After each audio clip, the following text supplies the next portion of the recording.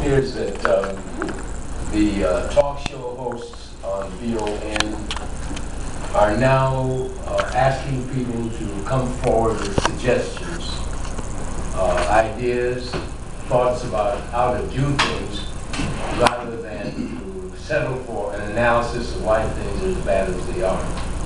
So now the people who call in and say the real problem comes from the fact that we were denied our heritage and they stole our history and so on are listened to, but in addition, the announcers are saying, so what do you propose that we do today to get a start in the right direction? And some of these solutions, of course, have to do with things like voting. Let us vote, but that usually is a long-winded, distant kind of thing because the ability of politicians to make the kinds of changes that are necessary for our immediate community is somewhat in the distance as a rule. So that what we attempt to do, I believe what we should attempt to do now, is to try to find out, in the light of all that we know about what has been said, all the history that's been recorded, all of the sociology that's been analyzed, what kinds of practical solutions to the immediate problems that we face are available to be discussed. There probably ought to be more bad suggestions being made just to show that people are thinking as they go through the process of attempting to analyze, what do I do next? The Lord is my shepherd, and I shall not want. He maketh me to lie down in green pastures.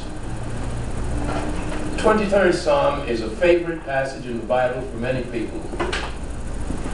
It describes a bucolic place and time that existed in biblical places and biblical times. It does not, in physical terms, fit our times or our place if we live in the city of Chicago. The words that follow later on in the psalm, however, fit our urban situations. And that is, yea, though I walk through the valley of the shadow of death, I will fear no evil. That is closer to home and to our time.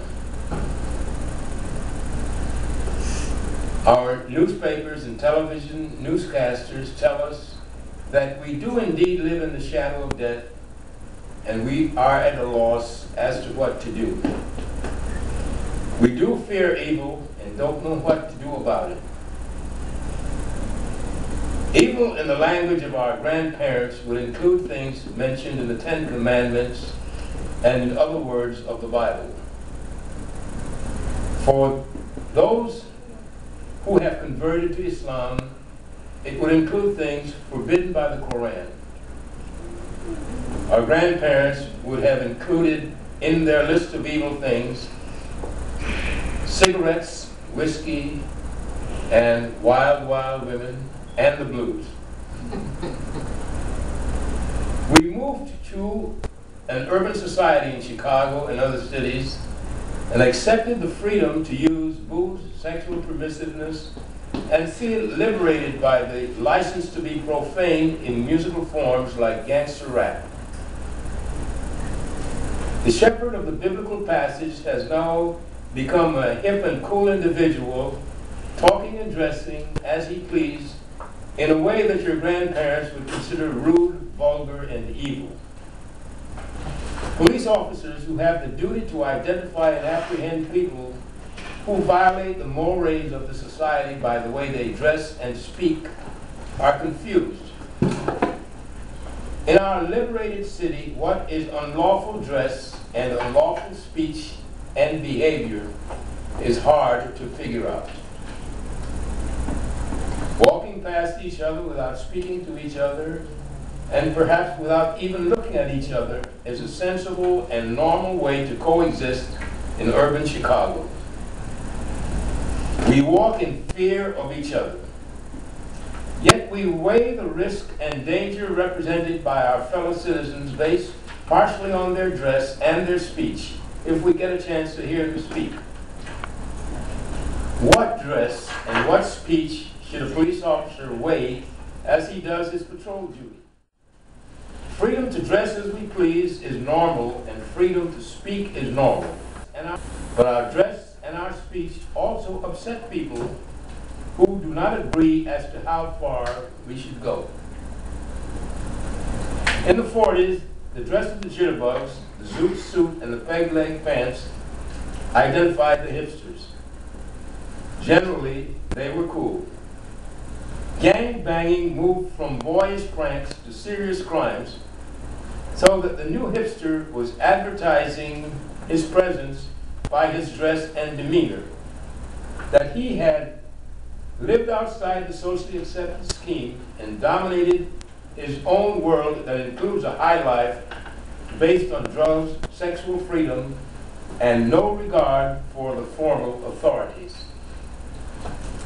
Kids still go to school as they did in the old days, of the 40s and 50s, and still have to try to learn in an atmosphere of threats of their life as they go to and from school. They want to be accepted, enjoy life, and also learn. They have to find out what in their society is considered natural as opposed to freakish or unnatural. How is a teenager on the south and west sides of Chicago expected to dress, speak, and hope about life in 2012?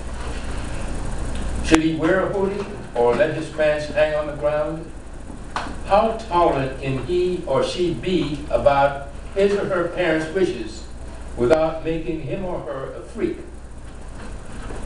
How respectful can he or she be about the sexual rules of engagement prescribed by their parents' religious beliefs?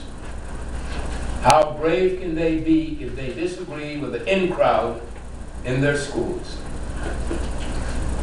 Adults have to find out what is happening and use their voices to declare a new natural. We have to define what is freakish and work to remove it from the minds and actions of our children. Parents have to assert moral authority and live out their convictions. In most cases, their moral authority would come from the source of their system of ideals. For most, this would be the teachings of the church. The period following the resurrection of Jesus Christ was a time of rethinking about spiritual as well as practical matters for the emerging community of followers of Jesus. Perhaps with the resurrection and the commencement of the new organization of the church, we might find some clues as to what we should be doing or trying to do now. Elijah Muhammad took the position that in setting up a dress code during what he considered to be a crisis of self-identity, his followers needed to dress in such a way that if dropped from an airplane in any country, they would be dressed so that their dress code and their way of dressing would not offend the citizens of that country. The way we dress is a way of self-assertion, but she should also be aware that in fact it may offend others. Adults have to allow themselves to be considered outdated. To join in the latest craze is simply to join an untested behavior with unpredictable results in some instances, or predictable results that you have grown to know were foolish as you grew older. Sharing of ourselves must be better organized, visualized, and practiced. An example of how this works at All Souls, Kimberly found out that Ned McRae was the principal of Simeon High School. Both were members of All Souls. She invited students to come to the executive suite of Bank One and sit and watch and discuss what she was doing. She encouraged them to go to college, and she got the members of the Urban League Youth Council to do similar things. Today, the president of Area Investment, who was a part of that youth group, continues this practice and has set up a charter school where students get, in addition to a chance to go to school, an opportunity to become socialized in some of the best venues in Chicago, including upscale restaurants. We have to make heroes out of people who go out of their way to serve the community. Ida Crest, one of our members, led the fight to pick up trash and made a mission of it. A famous psychologist, psychoanalyst, and psychiatrist, correctly. Her daughter was saved from a meeting with a burglar who had entered her apartment because she had stopped to pick up trash at the entrance to the condo. As a result of her stopping to pick up the trash, he was able to complete the robbery and leave before she got there. It could have been very harmful to her. She could have possibly been harmed or hurt or lost her life if she had gotten there 2 minutes earlier. But by picking up, and if you knew Ida, you would know that picking up the trash was something that just had to be done if you were going to be her daughter and if you were going to be considered a good, decent citizen. But by stopping to pick up the trash, a lot of danger and possibly a life was saved. Margaret Burroughs, one of our members, went to the penitentiary on a weekly basis to teach art and poetry to prisoners. John Thompson, the famous basketball coach, tells about going into the hood when the gangs were trying to recruit Alonzo Mourning and telling the gang leader that though he had been represented on television as the big gang boss, that in fact, by reason of living in the same neighborhood with John Thompson, he was just one of John Thompson's children. It helped, I believe, that he was able to straighten the kid out. He was 7 feet tall and weighed 300 pounds.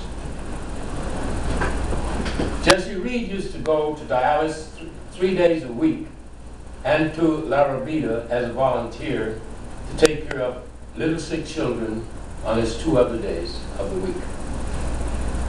Fern Gayden let a famous black playwright live at her house as he fell down on his luck and had to live there until he passed. One of the things that Fern had hoped to do was to revive a theatrical company in Chicago in his presence.